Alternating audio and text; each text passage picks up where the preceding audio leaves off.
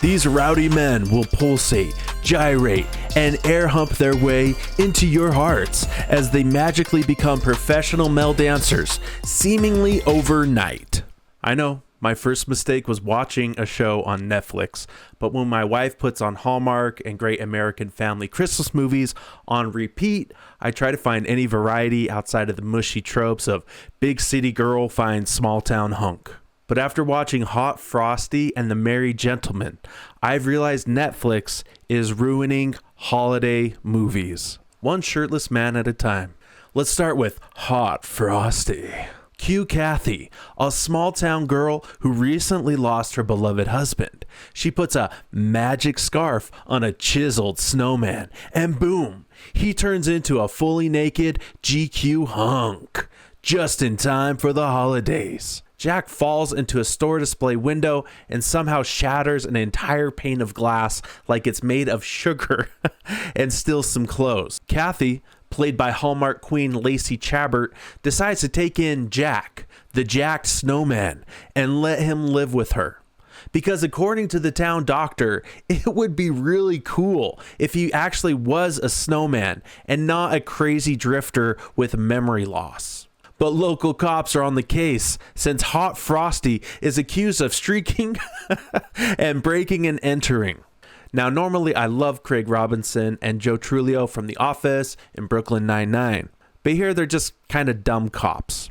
The star of the show are those chiseled abs, baby, as every cougar in town immediately believes that Jack is actually a snowman because he's hot. So Jack learns how to do stuff on TV and fixes up Kathy's house and helps out the cougars in the neighborhood and gets a job setting up a Christmas dance at a local middle school somehow. When he finally gets put in jail by the dumb cops, the town joins together to save him from melting. That's right, the whole town believes that he is in fact a snowman because he gets really sweaty indoors. Then True Love's kiss and blah blah blah. Who cares? Let's see him take his shirt off again. Now, Hot Frosty was at least a little bit watchable because it had some fish out of water elements and a bit of emotion at its core, like dealing with the loss of a loved one around the holidays. But The Merry Gentleman was hot garbage. Think Magic Mike, the PG holiday version. The plot to this movie, if you can call it that, is easily summarized as a Broadway dancer gets fired from her holiday show for being too old and moves back home to help save her parents' bar by turning it into a male strip club.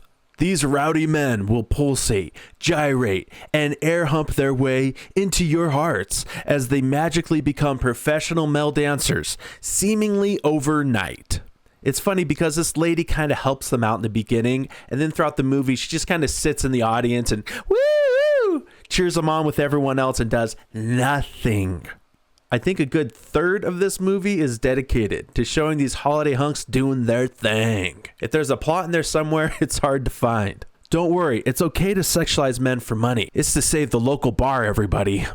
So the male lead, the One Tree Hill and Gilmore Girls star, is reassuring those wanting to watch the film about its content.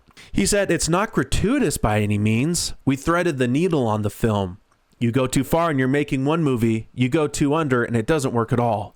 It's in the perfect space where people won't feel wrong having it on the TV in the background. It's the sweet spot, and I'm really proud of that. Don't worry, everyone. You can have this on in the background at Grandma's house during Christmas dinner."